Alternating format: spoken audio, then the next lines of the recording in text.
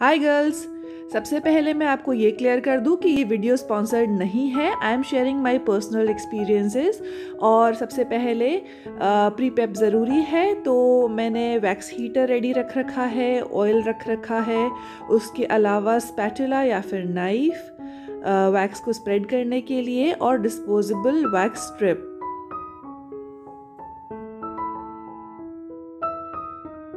So this is my tip number 1 for painless waxing at home कि as you know ये जो wax है ये नॉर्मल हनी वैक्स नहीं है, it's a liposoluble wax. So please आप किसी भी तरह का पॉलिथिन या फिर कपड़ा यूज़ ना करें इसकी स्ट्रिपिंग के लिए। यूज़ अ डिस्पोजेबल स्ट्रिप वैक्स करने के लिए। तो पहले हम वैक्स को इस तरह से इस डब्बे में से निकाल लेंगे। आप चाहें तो एज इट इज़ इस कंटेनर को आप वैक्स हीटर में भी रख सकते हैं, बट उसमें अननेसेसरी पूरा वैक्स जो है वो गर्म होगा, इसलिए जितना रिक्वायर्ड हो आई प्रेफर उतना ही मैं वैक्स हीटर के अंदर डालूं गर्म करने के लिए। Here comes tip number 2। जो भी कोई ऑर्नामेंट्स आपने पहन रखे हैं उन्हें पहले आप सेफली निकाल के रख दीजिए। टिप नंबर 3 इज कि आपका जो स्किन सरफेस है वो ड्राई रहना चाहिए और रूम के अंदर ह्यूमिडिटी नहीं रहनी चाहिए है। मैं अभी आपको हाथ पे वैक्स करके दिखा रही हूँ, तो मैंने जो सरफेस एरिया यूज़ करना है उसे हल्के पाउडर से पूरा कवर कर लिया है। ज़्यादा अगर पाउडर यूज़ करेंगे तब भी हमारे जो हेयर्स हैं वो बाहर नहीं निकल पाएंगे, और अगर पाउडर कम यूज़ किया तब भी हमारे हेयर्स जो है वो क्रीम या चिकनाई या फिर पसीने की वजह से बाहर नहीं निकल पाएंगे। तो आप पाउडर लगाते समय थोड़ा सा एहतियात बरतें। टिप नंबर 4 ये है कि हमें स्ट्रिप की जो सही साइड है, सही सरफेस को ऊपर की तरफ रखना है, यानी कि जो उभरा हुआ हिस्सा है वो ऊपर रहेगा। अपनी जो हेयर की ग्रोथ है उसके डायरेक्शन को पहले एक बार चेक कर लीजिए। ये हमारा टिप नंबर 5 है, और इसकी उल्टी डायरेक्शन में हमें स्ट्रिप को खींचना होगा। दैट मीन्स जो हेयर ग्रो हो रहा है उस डायरेक्शन में हमको वैक्स को स्प्रेड करना है और स्ट्रिप को खींचना है उसके उल्टे डायरेक्शन के अंदर। Now let's start the process. Wax properly गर्म हो चुका है, इसका साइन ये है कि आपका जो वैक्स है वो बिल्कुल पानी की तरह लिक्विड हो जाना चाहिए, और उसको स्प्रेड करते समय भी आपको बिल्कुल पतली सी एक लेयर बनानी है। तो मैंने अब बालों के डायरेक्शन के अंदर ये वैक्स को स्प्रेड कर लिया है।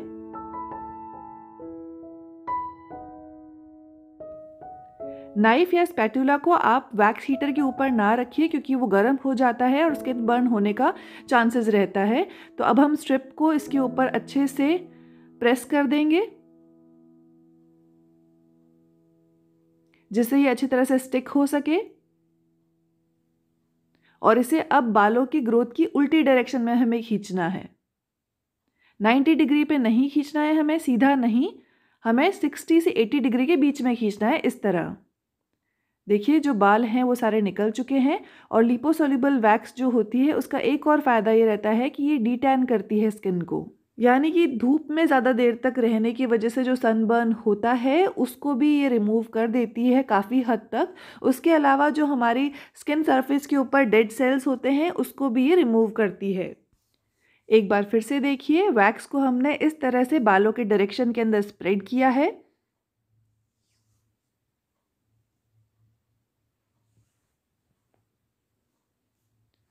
और उसके बाद इसके ऊपर स्ट्रिप रख के हम इसको हल्का सा प्रेस करेंगे ताकि ये स्ट्रिप इसके ऊपर स्टिक हो सके।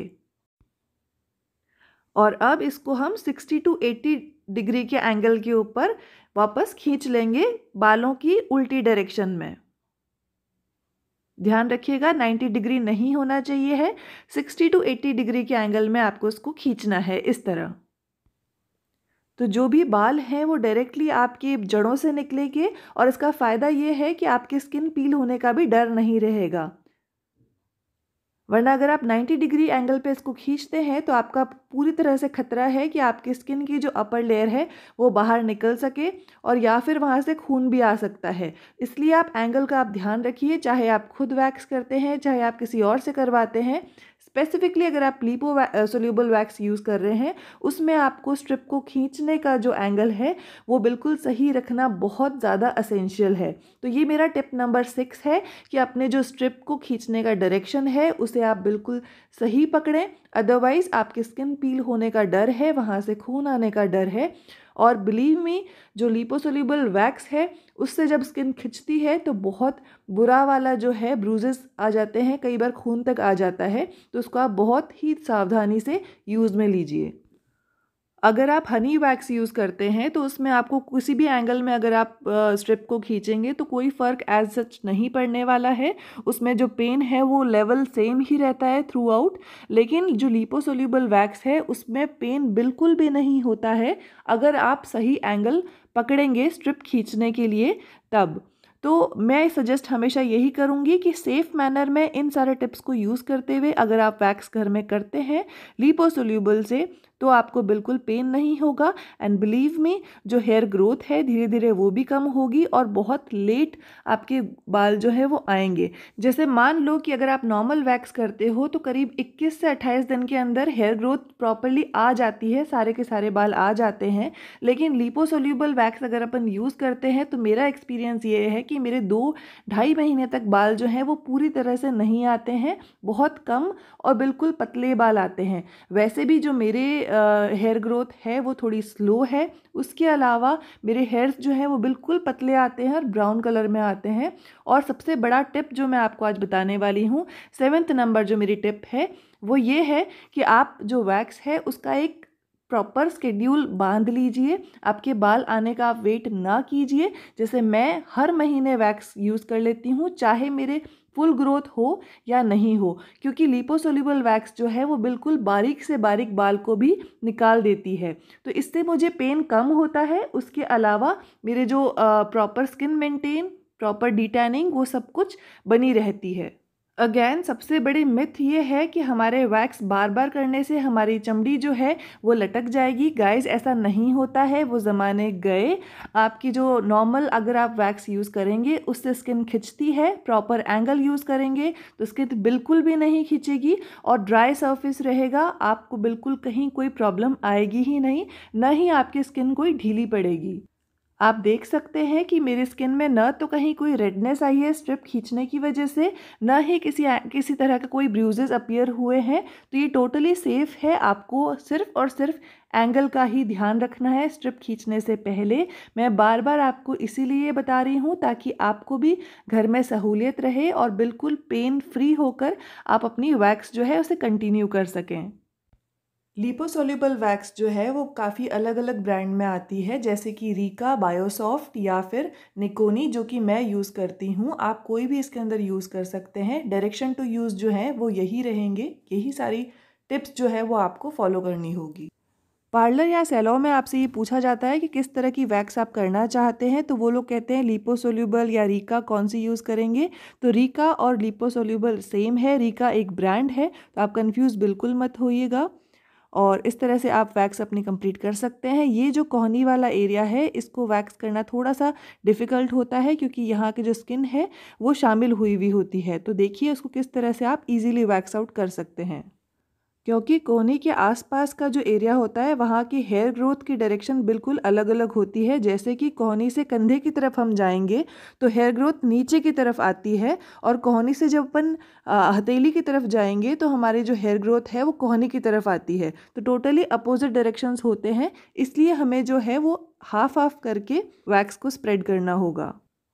आप देख सकते हैं कि पहले मैंने वैक्स नीचे की तरफ लगाई थी और अब मैंने कोहनी को फोल्ड करने के बाद में वैक्स वापस इस तरह से मैं स्प्रेड कर रही हूँ ताकि सारे बाल प्रॉपरली कवर हो सकें। और जो स्ट्रिप भी हमें यूज़ करनी है वो भी 2 अलग अलग तरह से यूज़ करनी है।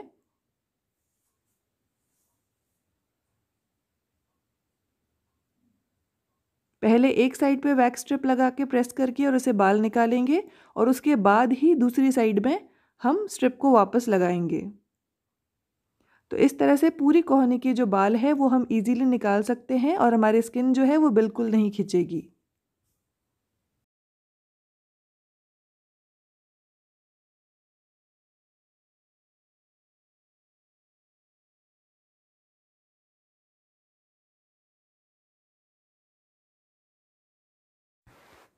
ऑलमोस्ट आधा हाथ जो है वो मेरा हो चुका है और देखिए सिर्फ इतनी सी ही स्ट्रिप यूज़ में आई है। तो इसको अब मैं फ़ोल्ड कर दूंगी और बाकी बची हुई जो ये स्ट्रिप है उसको मैं आगे यूज़ करने वाली हूँ। तो इससे हमारी जो ज़्यादा स्ट्रिप है उसकी भी बचत हो जाती है।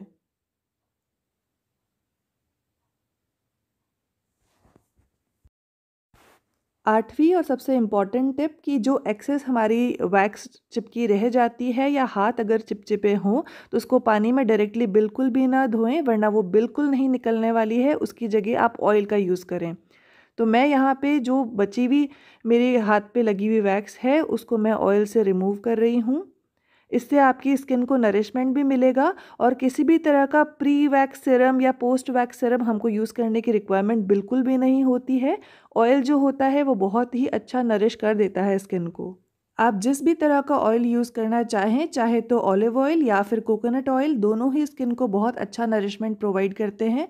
पर ध्यान रखिएगा कि ऑयल लगाने के बाद डायरेक्टली आप धूप में ना निकलें, वरना स्किन बर्न होने का, सन बर्न होने का डर रहता है। तो ये था मेरा आज का व्लॉग आपके लिए। आई होप आपको ये सारी टिप्स एंड ट्रिक्स हैं वो काफ़ी हेल्पफुल रही होंगी।